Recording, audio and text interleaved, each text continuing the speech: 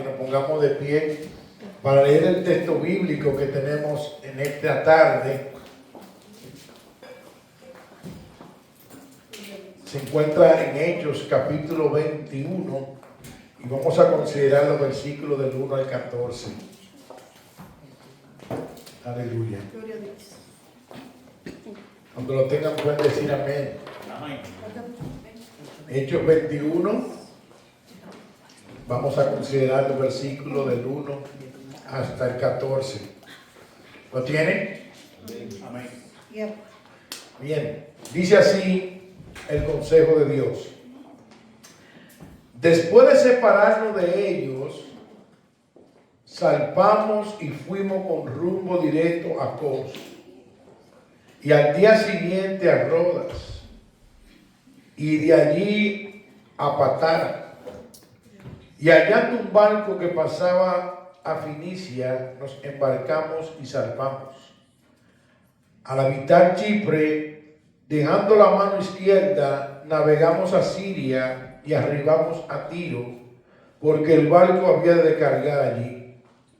Y hallados los discípulos, nos quedamos allí 7 días, y ellos decían a Pablo por el Espíritu que no subiese a Jerusalén. Cumplido aquellos días, salimos acompañándonos todos con sus mujeres e hijos hasta fuera de la ciudad, y puesto de rodillas en la playa oramos. Y abrazándonos los unos a los otros, subimos al barco y ellos se volvieron a sus casas. Y nosotros completamos la navegación, saliendo de Tiro y arribando a Tolemaida, y habiendo saludado a los hermanos, nos quedamos con ellos un día. Al otro día, saliendo Pablo y los que con él estaban, fuimos a Cesarea, y entrando en casa de Felipe, el evangelista, que era uno de los 7, posamos con él. Este tenía 4 hijas doncellas que profetizaban. Y permaneciendo nosotros allí algunos días, descendió de Judea un profeta llamado Agabo, quien viniendo a vernos, tomó el cinto de Pablo y atándose los pies y las manos, dijo: esto dice el Espíritu Santo, así atarán los judíos en Jerusalén al varón de quien es este cinto, y le entregarán en manos de los gentiles. Al oír esto, le rogamos nosotros y lo de aquel lugar, que no subiese a Jerusalén. Entonces Pablo respondió: ¿qué hacéis llorando y quebrantándome el corazón? Porque yo estoy dispuesto no solo a ser atado, mas aún a morir en Jerusalén por el nombre del Señor Jesús. Y como no lo pudimos persuadir, desistimos diciendo: hágase la voluntad del Señor. Puede sentarse. Nuestro tema de esta tarde es: dispuesto a morir por el Señor Jesús. Dispuesto a morir por el Señor Jesús. El domingo pasado estuvimos tratando el tema en Hechos capítulo 9 y estuvimos compartiendo bajo el tema de perseguidor a predicador. De perseguidor Saulo de Tarso, a predicador de la buena nueva del Evangelio. Pero en este texto, en el capítulo 9, nosotros pudimos ver que había un siervo llamado Ananías, que el Señor le habló que fuera donde Pablo a orar por él, pero también el Señor le dijo a Pablo a través de Ananías, específicamente en los versículos 15 y 16 del capítulo 9, que Dios había escogido a Pablo como un instrumento escogido, pero al mismo tiempo Pablo iba a sufrir por la causa del Evangelio. Y es interesante, amados hermanos, que nosotros entendamos que de este lado de la eternidad el sufrimiento es parte del llamado cristiano. El sufrimiento es parte del llamado cristiano. No hay evangelio sin la cruz de Cristo. No hay evangelio sin la cruz de Cristo. Si a Cristo lo persiguieron, Pedro dice que tú y yo estamos llamados a seguir la pisada del Maestro. Si a Cristo lo aborrecieron, a todo aquel que siga a Cristo también lo van a aborrecer. El apóstol Pablo, hablando a los filipenses en el capítulo 1, versículo 29, desde una cárcel le dijo, y cito, haciendo alusión a lo que estoy comentando, porque a vosotros os he concedido a causa de Cristo, no solo que creáis en Él, sino también que padezcáis por Él. Dios nos ha dado el privilegio de creer en Cristo. Esa fe salvífica es don de Dios, pero también el llamado cristiano es un llamado ¿a qué? A padecer por la causa de Cristo. Pedro, hablando a su audiencia que se encontraba bajo persecución en su primera carta, capítulo 4, versículo 12 al 14, él le dice lo siguiente: amado, no os sorprendáis del fuego de prueba que os ha sobrevenido, como si alguna cosa extraña os aconteciese, sino gozaos por cuanto soy participante de los padecimientos de Cristo, para que también en la revelación de su gloria os gocéis con gozo y alegría. Si soy vituperado por el nombre de Cristo, soy bienaventurado, porque el glorioso Espíritu de Dios reposa sobre vosotros. Ciertamente, de parte de ellos, Él es blasfemado, pero por vosotros es glorificado. Amén. Wow. Bendito sea el Señor. Amén. Hermanos, gozáis, dice Pedro, aunque estemos ahora mismo pasando por diversas pruebas. Gozáis. Si es por causa de Cristo, gozáis. ¿Por qué? Porque soy participante de los padecimientos de Él. Pero si padecemos con Él, dice Pedro, también reinaremos con Él. Bendito sea el Señor para siempre. Ahora es interesante, amados hermanos, resaltar que ni Cristo ni los apóstoles eran masoquistas. Pero los apóstoles estaban convencidos que el sufrir por la causa de Cristo trae repercusiones para vida eterna.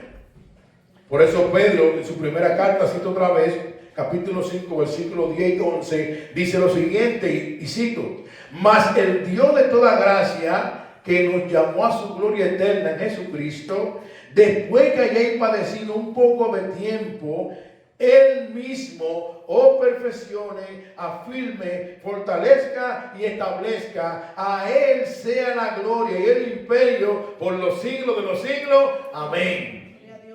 Hermano, cuando comparamos nuestras aflicciones de este tiempo presente con la eternidad, es un poco de tiempo. Un poco de tiempo.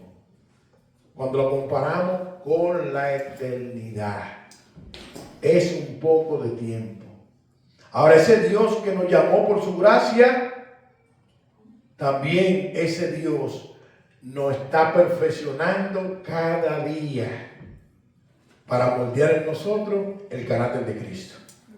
Y aún, a veces, Él usa el sufrimiento para moldear en nosotros el carácter de Cristo. Que cuando le maldecían, no respondía con maldición, sino que encomendaba las cosas al que juzga justamente. Ahora, con esto en mente, veamos lo que Dios quiere enseñarnos del texto que leí. De Hechos capítulo 21, cuyo título no inspirado dice: Viaje de Pablo a Jerusalén. Y veamos entonces varios puntos de este texto de Hechos capítulo 21. Lo primero que nosotros vemos en el texto, que Pablo sale hacia Jerusalén. Capítulo 21, versículo 1 al 4. Dice, sí: después de separarnos de ellos, zarpamos y fuimos con rumbo directo a Cos, y al día siguiente a Rodas, y de allí a Patara. Y hallando un barco que pasaba a Fenicia, nos embarcamos y zarpamos. Al habitar Chipre, dejándolo a mano izquierda, navegamos a Siria y arribamos a Tiro, porque el barco había de descargar allí. Y hallados los discípulos, nos quedamos allí 7 días, y ellos decían a Pablo, por el Espíritu, que no subiese a Jerusalén. Ahora es interesante, hermano, y permítame compartir varios detalles de esta porción del texto, porque el versículo 1 comienza diciendo, después de separarnos de ellos. ¿Quiénes son ellos? Bueno, el capítulo 20 nos da la respuesta. Pablo se encontraba en Mileto en el capítulo 20 y específicamente en el versículo 17. Pablo ya mandó a llamar a los ancianos, a los pastores de la iglesia de Éfeso. Y comenzó Pablo a decirles ciertas exhortaciones. Eso está en el versículo 17 y luego del versículo 25 al 38. Pablo comenzó a hablar con ellos, a explicarles ciertas cosas y a darles ciertas exhortaciones. ¿De qué? De su vida, de su testimonio, de cómo él no rehusó enseñarle y predicarle todo el consejo de Dios. Pablo les exhortó que tuvieran cuidado a los pastores de sí mismos y de algunos falsos que se iban a entrar dentro de la iglesia y aún se iban a levantar dentro de la misma iglesia. Pablo le está hablando ciertas exhortaciones y en el versículo 36 del capítulo 20 le dice, cuando hubo dicho estas cosas, ¿quién? Pablo se puso de rodillas y oró con todos ellos. ¿Con quién? Con los ancianos, con los pastores de la iglesia de Éfeso, allí en Mileto. Entonces hubo un gran llanto de todo y echándose al cuello de Pablo le besaban, doliéndose en gran manera por la palabra que dijo de que no verían más su rostro, y le acompañaron al barco. Pablo había conversado con estos pastores, le había dicho que ya era probable que no verían su rostro otra vez. Y me llama mucho la atención, amados hermanos, que cuando Pablo le dice esto, parece que se entristecieron. Y después que Pablo le dijo todo lo que le estaba exhortando, dice que fueron a la playa y se postraron y de rodillas oró con todo ello. Pero no solamente vemos que ellos estaban orando, sino que dice que comenzaron a llorar y abrazaron a Pablo y le besaban. Parece que había una relación de armonía, de cercanía entre Pablo y estos pastores y estos hermanos de la iglesia de Éfeso. Y doliéndose en gran manera, dice el versículo 38, por la palabra que él le dijo, que probablemente no iban a ver su rostro más. Y lo acompañaron y se embarcaron. Y lo acompañaron al barco para que Pablo saliera entonces hacia Jerusalén. Después de separarnos de ellos, ¿ahora entienden? ¿Quiénes de ellos? Los ancianos de la iglesia de Éfeso. Ahora es interesante resaltar que la palabra separarnos en el original denota arrancar como algo de alguien. Por eso el llanto, por eso el dolor. Pablo le dice, no me va a volver a ver. Se separaron de él y rompieron en llanto. Pero al mismo tiempo doblaron sus rodillas y clamaron al Señor. Ahora, en el mismo texto, después de esto, Lucas nos enseña una serie de ciudades que Pablo y los que andaban con él visitaron hasta que llegaron a Tiro, según el versículo 3, donde el barco donde él se montó allá en la playa de Mileto iba a desembarcar. Pero ¿qué ocurrió? Que Lucas nos describe que en Tiro Pablo se encontró con varios hermanos de la iglesia de Tiro y los que andaban con él. Versículo 4, vamos a leerlo nuevamente. Y allá de los discípulos nos quedamos allí 7 días y ellos decían a Pablo por el Espíritu que no subiese a Jerusalén. Recuerden que Pablo salió de Mileto hacia Jerusalén. Por estos hermanos de la iglesia de Tiro se encuentran con Pablo y le dicen su inquietud: Pablo, no suba a Jerusalén. Ahora es interesante resaltar, amados hermanos, que esta inquietud de Pablo ir a Jerusalén, Lucas nos la narra no solamente aquí, sino también en el capítulo 19, versículo 22. Miren lo que dice el hermano Lucas, escritor del libro de los Hechos y también del evangelio que lleva su nombre. Mira lo que nos dice Lucas, versículo 22 del capítulo 19. Pasadas estas cosas, Pablo se propuso en espíritu ir a Jerusalén, después de recorrer Macedonia y Acaya, diciendo: después que haya estado allí, me será necesario ver también a Roma, o ir también a Roma.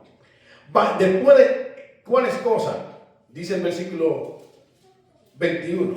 Bueno, si nosotros vamos al capítulo 19, vamos a ver a Pablo en Éfeso, y vamos a ver que muchas personas que se manejaban con la magia se estaban convirtiendo al cristianismo, y muchos pergaminos de lo que ellos usaban lo estaban quemando.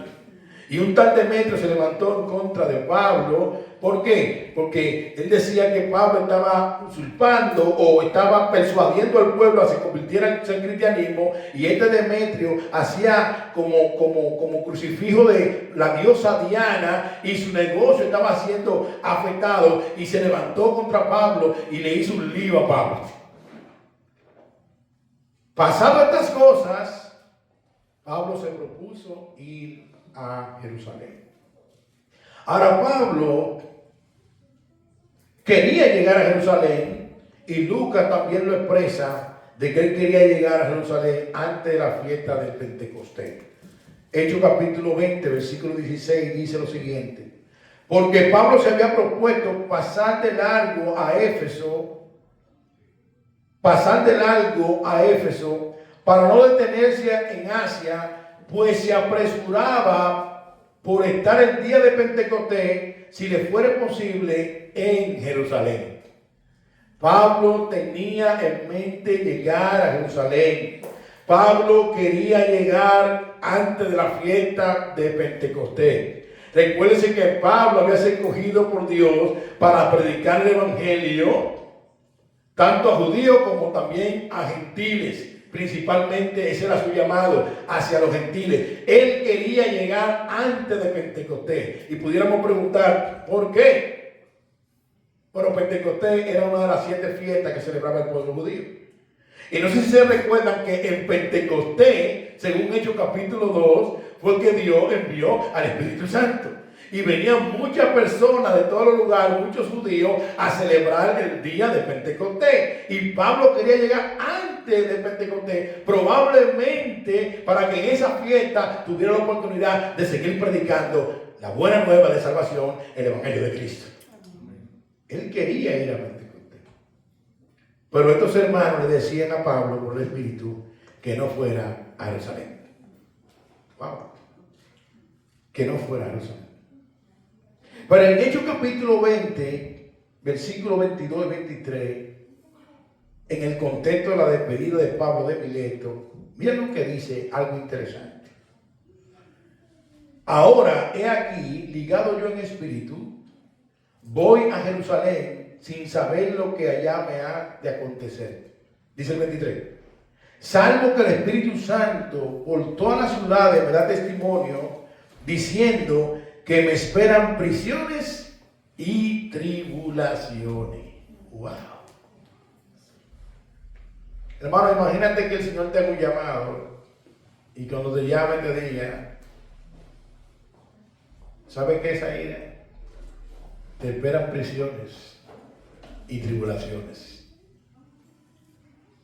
Cualquiera le pregunta al Señor: Señor, por ven acá. Y no hay otra manera de poder servirte. Decía un estudioso que Pablo, cuando llegaba a los sitios, no preguntaba cómo eran los hoteles, sino cómo eran las cárceles. Porque él sabía que iba a recibir persecución. Pero estos hermanos le decían a Pablo por el Espíritu, no vaya a Jerusalén. Pero Pablo entiende por el Espíritu Santo que ya el Espíritu Santo le dijo y le estaba preparado de que donde quiera que llegaba, le esperaban ¿cómo? Cárceles y tribulaciones. Por eso algunos estudiosos dicen, y cito, que esto no se trataba de una prohibición del Espíritu, más bien que el Espíritu Santo le había revelado a los creyentes en Tiro los padecimientos de Pablo en Jerusalén, y ellos supusieron que Pablo no debía ir. Por esto le decían a Pablo, no vaya a Jerusalén, fin de la cita. Ellos supusieron que Pablo no debía ir, pero Pablo ya por el Espíritu Santo había sido ministrado de que en Jerusalén le iban a esperar prisiones y tribulaciones. Pero como dijimos anteriormente, ya Pablo estaba ministrado por el Espíritu Santo. O sea que lo que sus hermanos le están diciendo, Pablo, el texto no lo dice, pero me parece a mí a Pablo decir, ¿sabe qué? Ya el Espíritu Santo me dijo que esto iba a ocurrir. Esto nos lleva a nuestro segundo punto. Despedida de Pablo de Tiro hacia Jerusalén, versículos 5 al 7.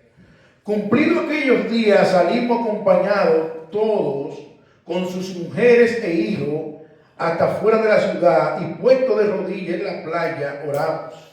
Y abrazándonos los unos a los otros, subimos al barco y ellos se volvieron a sus casas. Y nosotros completamos la navegación, saliendo de Tiro y arribando a Tolomaida, y habiendo saludado a los hermanos, nos quedamos con ellos un día. Cumplido aquellos días, salimos acompañados de todos.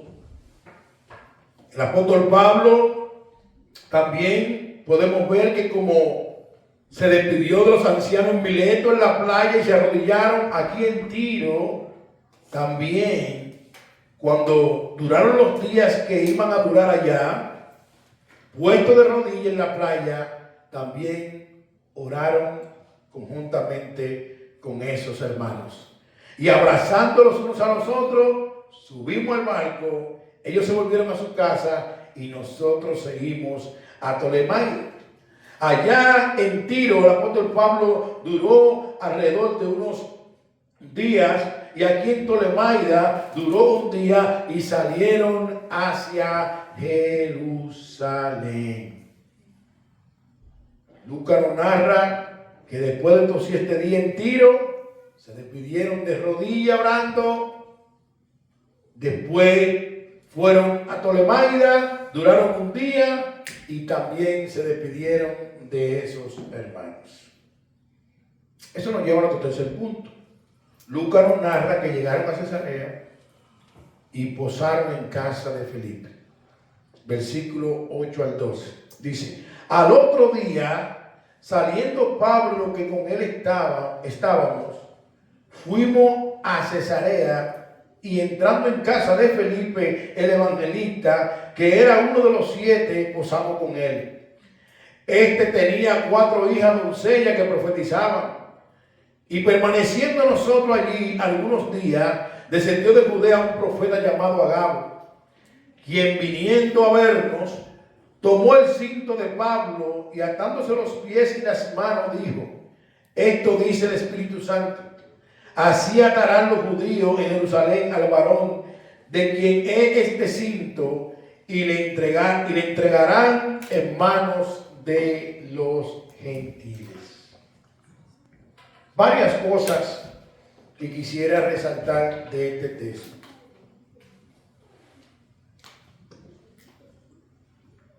Dice nuestro hermano Lucas, y fíjense que como le escribe, él se está incluyendo. Lucas andaba en el viaje. Dice, al otro día, saliendo Pablo y lo que con él estábamos. Lucas se está incluyendo. Él está ahí, en el viaje. Fuimos a Cesarea, y entrando en casa de Felipe, el evangelista, que era uno de los 7. ¿De cuáles 7?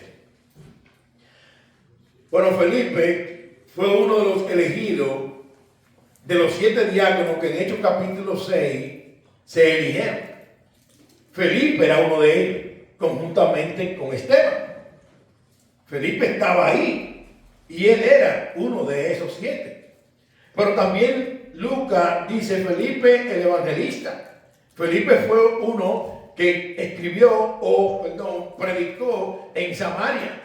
Fue Felipe que llevó el evangelio a Samaria cuando Pablo se levantó una persecución en Hechos capítulo 8. Fue Felipe que fue y llevó el evangelio a Samaria y Dios hizo grandes cosas a través de Felipe. Ahora, ¿qué nosotros vemos aquí? Vemos a Pablo que llega a la casa de Felipe y dice, y posamos con él. Wow, y eso es impresionante, hermano.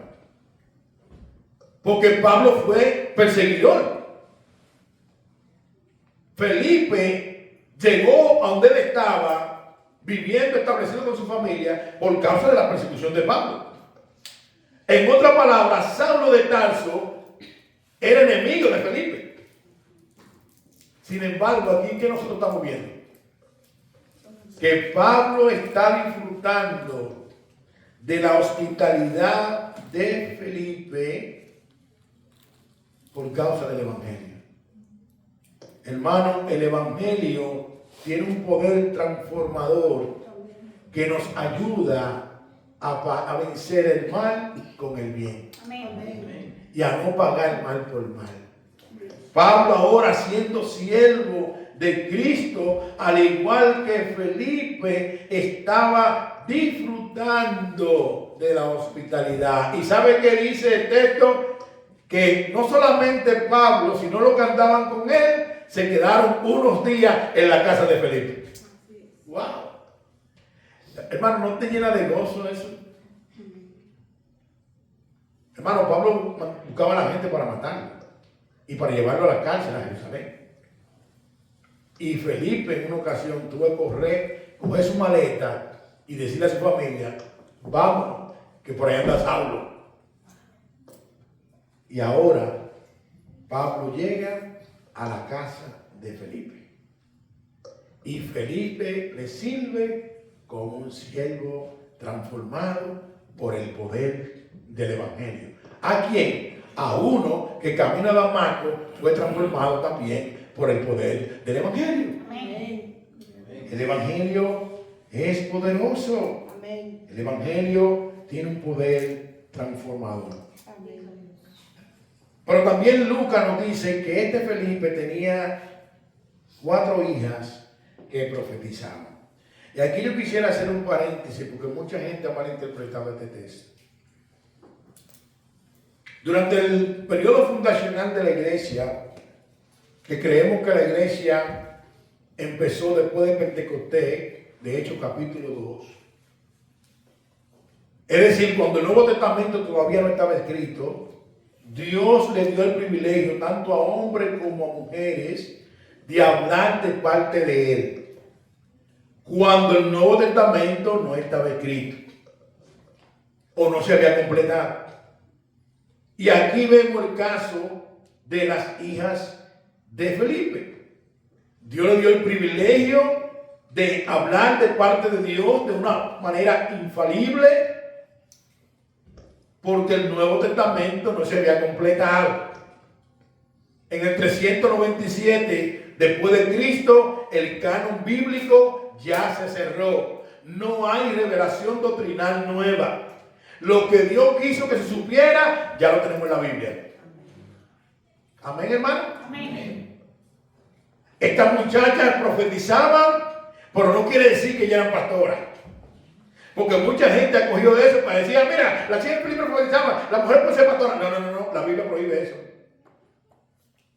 En 1 Timoteo capítulo 2, versículos 11 y 12, el apóstol Pablo, hablando de Timoteo, le dice, no permito que la mujer ejerza autoridad sobre el hombre. Cuando la iglesia se reúne como iglesia local, la mujer bíblicamente no puede ejercer autoridad sobre el hombre. ¿Por qué? Porque así Dios lo ha dicho. Y si nosotros vamos al texto bíblico, el apóstol Pablo, hablando a Timoteo, pone el ejemplo de la creación. Porque Adán fue formado primero. No es algo cultural, es algo por diseño divino. Fue Dios que le dio la responsabilidad a Adán. Por eso cuando Eva come del fruto, cuando Dios viene al huerto, no llama a Eva, sino llama a Adán.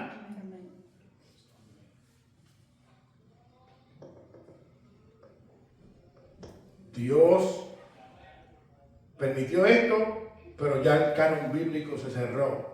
Y cuando nosotros vamos a 2 de Pedro, capítulo 1, versículo creo que 19, el apóstol Pedro nos dice que ya tenemos la palabra profética más segura, la cual hacemos bien en prestar atención en ella. Y sabe, iglesia bíblica, sola escritura, ¿cuál es la palabra profética más segura? La Biblia.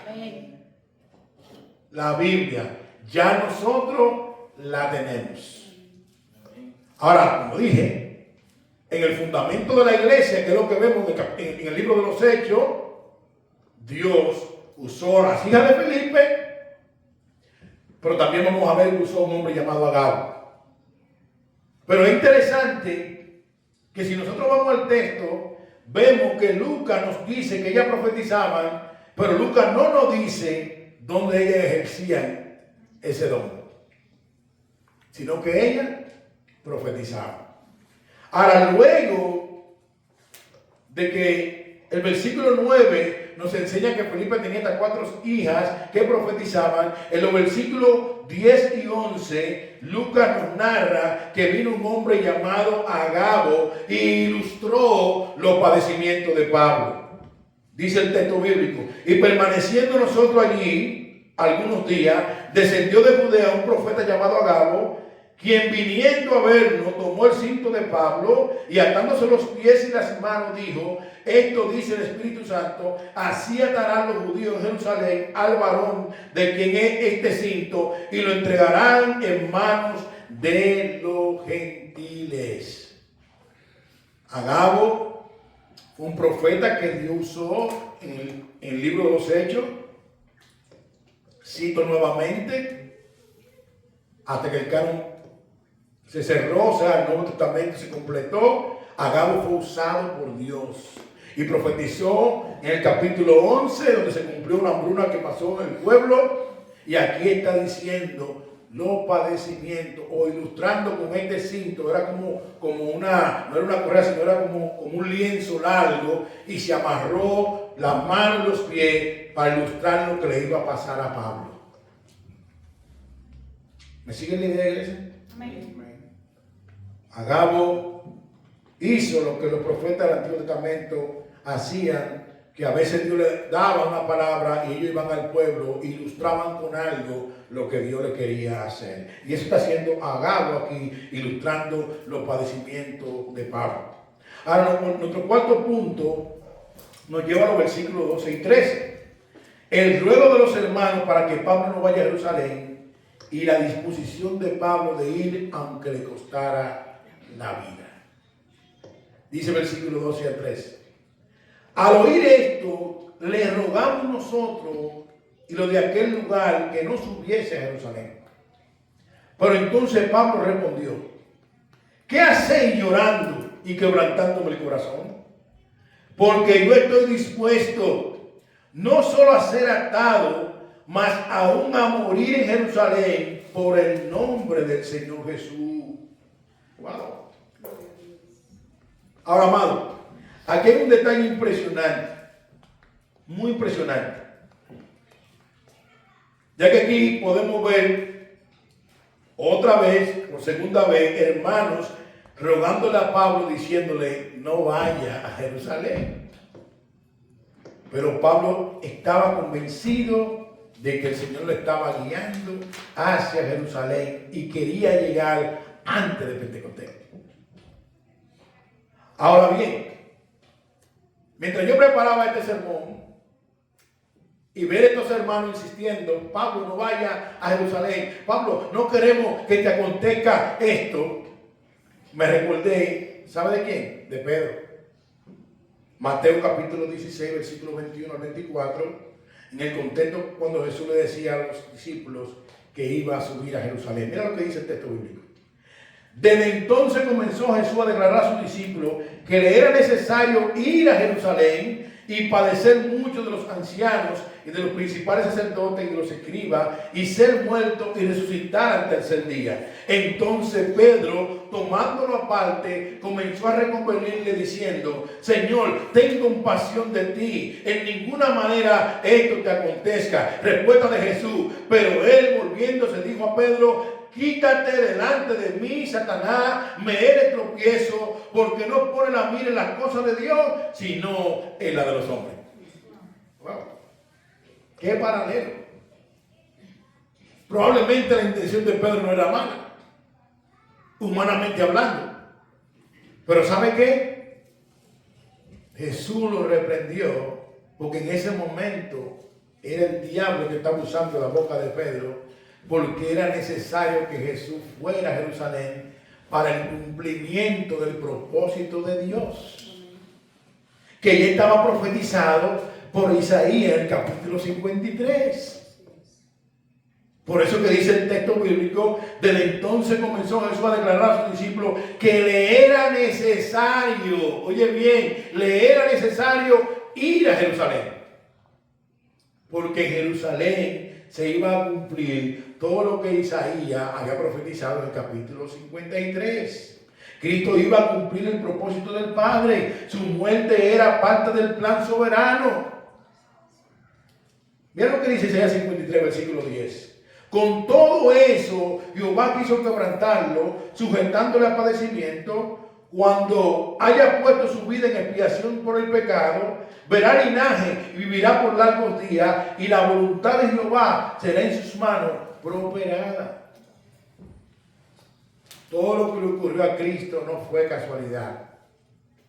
Fue por el previo anticipado conocimiento de Dios. Le era necesario ir a Jerusalén. ¿A qué? A cumplir el propósito del Padre. Cualquier cosa que se interpusiera ante ese propósito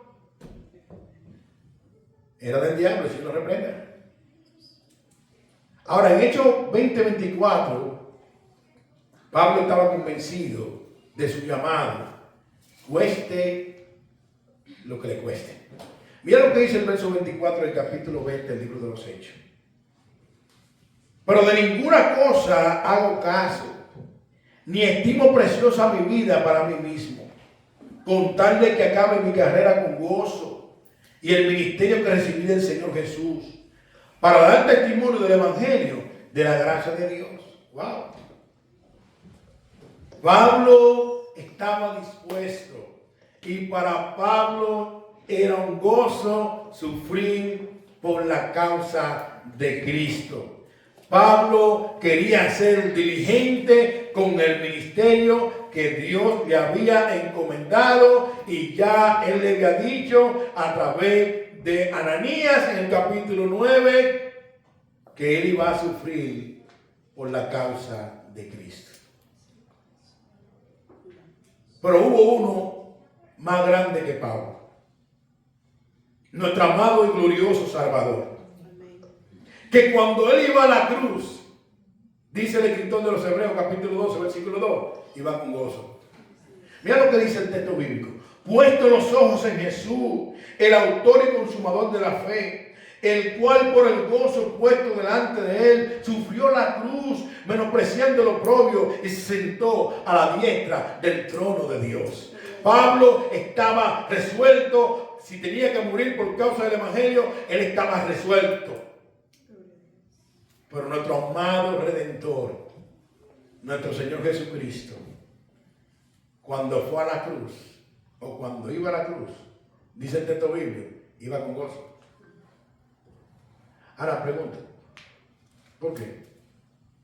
Hermano, porque él iba a cumplir el propósito del Padre, y que él iba también a salvar a pecadores como tú y como yo.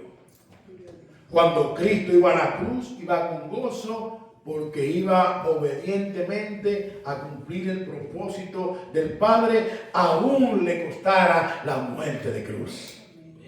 Pero también Él estaba pensando en ti y en mí y en aquellos que han venido a Él en arrepentimiento y fe. Fue un gozo para Cristo venir a buscar y a salvar lo que se había perdido. Eso es impresionante. Que Cristo fue a la cruz y fue con gozo. Pablo quería acabar su carrera con gozo. Aún le costara la vida. Eso nos lleva a nuestro quinto punto, y conclusión, versículo 14. Y como no le pudimos persuadir, desistimos, diciendo, hágase la voluntad del Señor. Y como no le pudimos persuadir, ¿a quién? A Pablo. ¿Qué hicieron? Vamos a dejar esto aquí. El pajero sabe que te prueba. Hágase la voluntad de Dios. Jesús en el Getsemaní, orando 3 veces, le dijo al Padre, Padre, si tú quieres, pasa de mí esta copa, pero que no se haga mi voluntad, sino la tuya.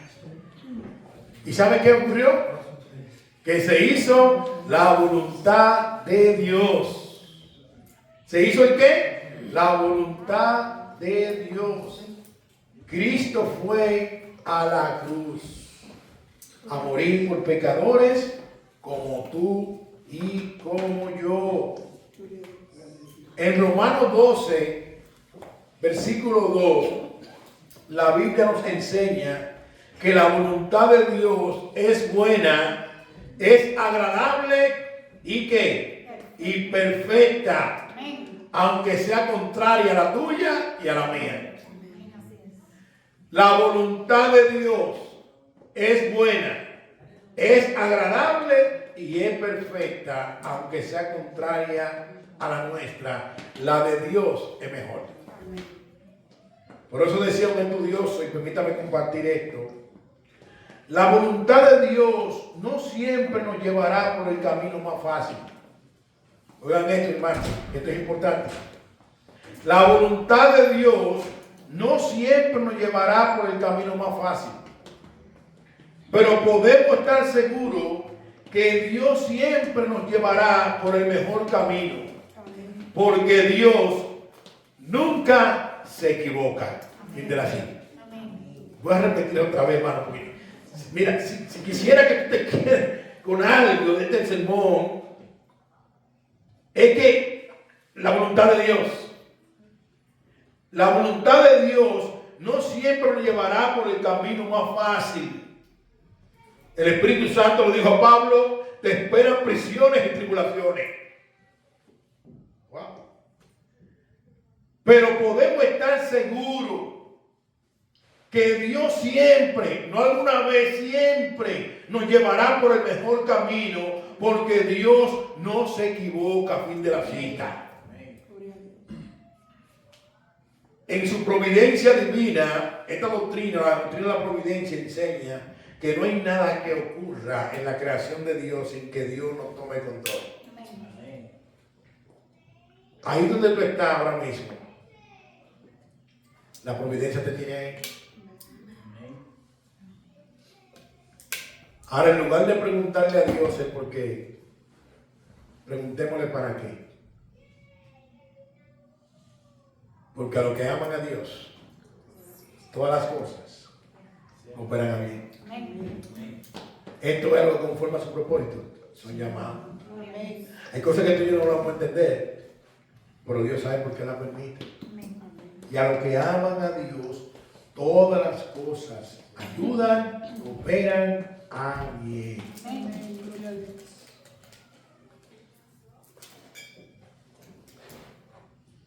Veamos varias aplicaciones de este texto.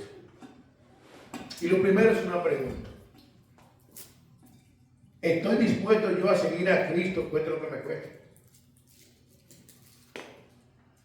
Pablo estuvo dispuesto a seguir a Cristo, aunque le costara la vida. Y recuerda, iglesia, que Pablo fue un perseguidor. Pablo fue un pecador. Pablo presenció la muerte de Esteban. Pablo perseguía a los cristianos. Lo buscaba para meterlo en las cárceles. Y la gracia de Dios alcanzó a Pablo. Esa misma gracia que alcanzó a Pablo, le alcanzó a ti y le alcanzó a mí. Pablo estuvo dispuesto cuando le dijeron, no vaya, yo voy, aunque me cueste la vida.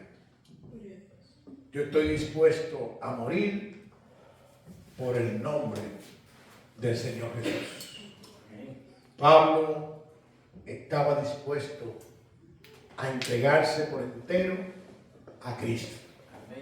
Por eso, cuando él le habla a los Filipenses, el capítulo 1, versículo 21, le dice, para mí, el vivir es Cristo y el morir me es ganancia. Hermano, y Pablo, humanamente hablando, fue un hombre que merecía el juicio de Dios, la condenación de Dios, y la gracia de Dios lo alcanzó. De igual manera, tú y yo, que servimos al Señor, merecemos la condenación de Dios, merecemos el juicio de Dios, y la gracia de Dios nos alcanzó. Ahora la pregunta es, ¿estamos nosotros dispuestos a imitar a Pablo? Con razón Pablo le decía a los Corintios en el capítulo 11, versículo 1, sé imitadores de mí, como yo de Cristo. Lucas nos narra el padecimiento que Cristo sufrió, Pablo lo sufrió también. Aunque los padecimientos de Cristo fueron con repercusiones redondoras, porque solamente la sangre de Cristo nos limpia de todo pecado, Pablo fue un hombre que sufrió por la causa de Cristo. Repito otra vez, estoy yo dispuesto, Francisco Pascual, ¿estás tú dispuesta, iglesia, seguir a Cristo, cueste lo que te cueste? Que Dios nos ayude. Que Dios nos ayude. Porque a veces nos entretenemos, como dice el pastor Otto Sánchez, con la golosina que este mundo nos brinda. ¿Y sabe qué? Echamos nuestra responsabilidad a Dios a un lado a veces. ¿Sí? ¿Y sabe qué, hermano? Dios debe de ocupar en nuestra vida el primer lugar. Dios, voy a repetir otra vez, debe de ocupar en la vida del creyente el primer lugar. No el segundo ni el tercero. El primer lugar. La prioridad del cristiano tiene que ser las cosas eternas. Pero nosotros a veces en nuestra peregrinaje nos descuidamos. Y comenzamos a perder tiempo en la añadidura. Y Jesús dice, buscad primeramente el reino de Dios y su justicia. Búsquenme a mí, ténganme a mí primero. Yo soy la prioridad en su vida. Las demás cosas vendrán por añadidura. Pero no se afanen tanto, no se turben tanto. Búsquenme a mí. Yo estoy en control. Yo soy el Dios que gobierna todo. Hermano, nuestro Dios es todopoderoso. Él es Jehová Jireh. Cuando Dios le pidió a Isaac, a Abraham, y probó su fe, Abraham le dijo, oye, a los que estaban con él, iremos y volveremos. Y cuando estaban ahí, Isaac preguntó, padre, ¿dónde está el cordero? Y mira, veo la leña, veo todo. ¿Sabe qué dijo Abraham? Jehová proveerá. Jehová proveerá. Y el escritor de los Hebreos en el capítulo 11 nos dice a nosotros por qué Abraham se expresó así, por qué Abraham actuó así, porque él tenía confianza en ese Dios, tenía fe que aún después de muerto Isaac, Dios podía traerlo nuevamente, porque Dios le dijo que en Isaac iban a ser bendición y que las bendiciones y la promesa de Dios iban a cumplir en él. Pero Abraham no le rehusó a su hijo. Él levantó el cuchillo y Dios le dijo, ahora conozco que verdaderamente tú crees en mí.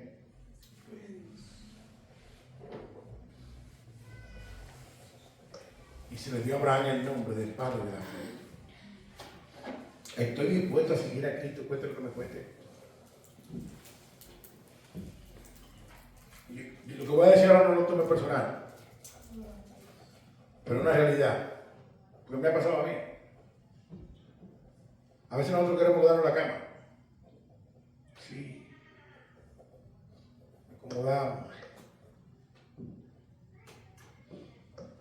Pero los domingos, porque mañana es lunes, estamos activos. Hay activos, con la tres alarmas y activos. Hay que trabajar. Y si no, vámonos de cuenta en el día. Y entonces para congregarse, ¿cómo? ¿No entiendes? Va a venir a la escuela bíblica, ¿qué es lo que pasa?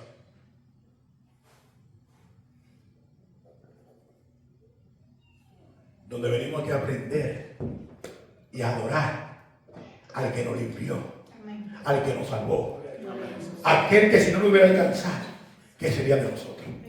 Aquel que nos da esperanza, como dice el apóstol Pedro, aquel que está sentado en su trono a la derecha del Padre intercediendo por nosotros. No ha de nosotros venir, si el culto es a la 1, estar aquí a las 12 del mediodía adorando a Dios. No ha de nosotros venir, si la escuela bíblica es a las 12, estar aquí a las 11:45 y 50 preparado con el libro y con nuestro cuaderno para aprender, para amarle más, para crecer más en Él, para adorarle mejor.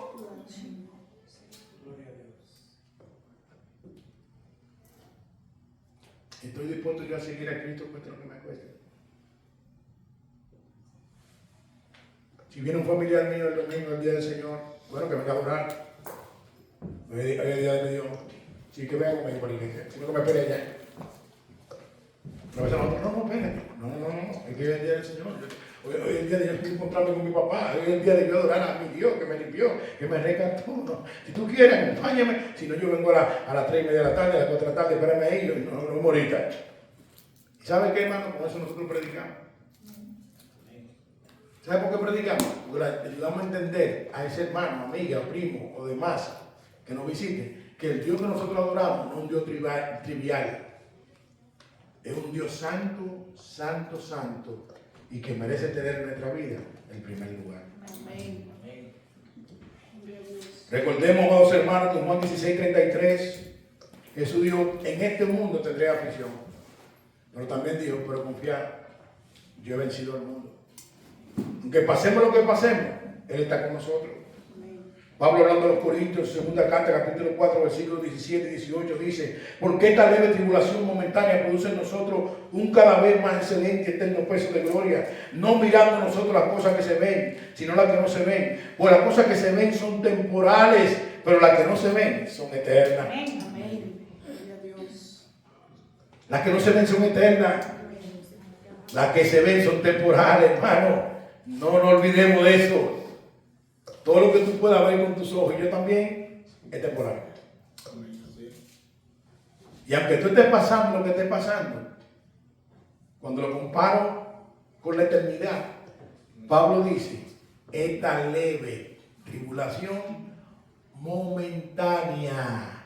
Oye, dile la tribulación, ¿sabe qué? Está bien, pero tú eres momentánea. Porque un día, hermano, yo no sé cuándo, a qué hora, dónde, cómo, un día Dios mandará a su Hijo y nos viene a buscar para llevarnos a un lugar donde no habrá tribulación por toda una eternidad.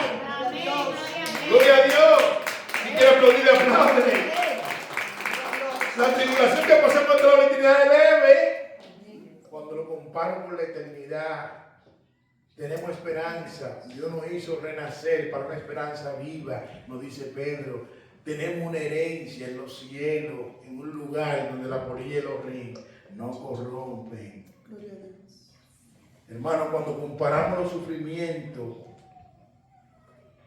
con la eternidad, nuestras tribulaciones son leves y son momentáneas.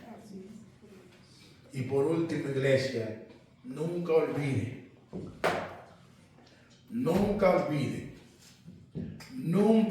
oye bien, que el Señor ha prometido que estará con nosotros todos los días hasta el fin del mundo.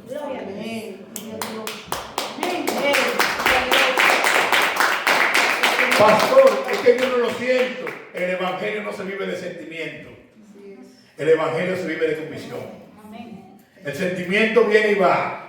La Biblia define el corazón en Jeremías 17:9, engañoso y perverso más que todas las cosas. Nuestros sentimientos vienen y van. Un día estamos aquí en 100, otro día estamos en 50, otro día estamos en 30, otro en 80. Nuestras emociones vienen y van. El evangelio se vive por convicción.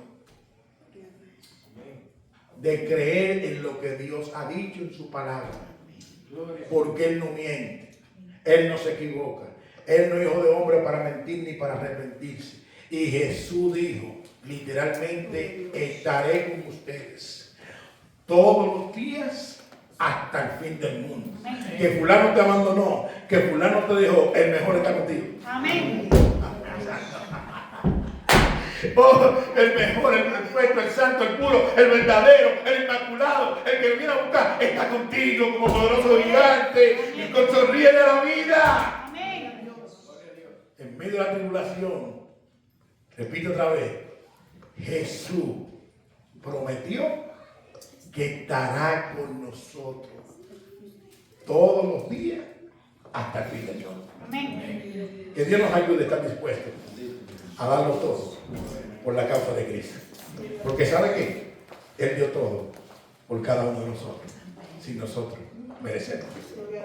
A ti, el pecador que va a ver este video, recuérdate que no vino a condenar al mundo, sino a buscar y a salvar lo que se había perdido. Hay esperanza para ti en Cristo. Ven a Cristo con todo tu pecado, que Él te recibe y su sangre te limpia de todo pecado y te hace acepto a nuestro Dios. Iglesia amada, que el Señor nos ayude y renueve nuestra fuerza a seguir poniendo los ojos en Jesús y a seguir hacia la meta, al supremo llamamiento que es en Cristo Jesús, Señor nuestro. Vamos a orar. Padre, gracias. Señor.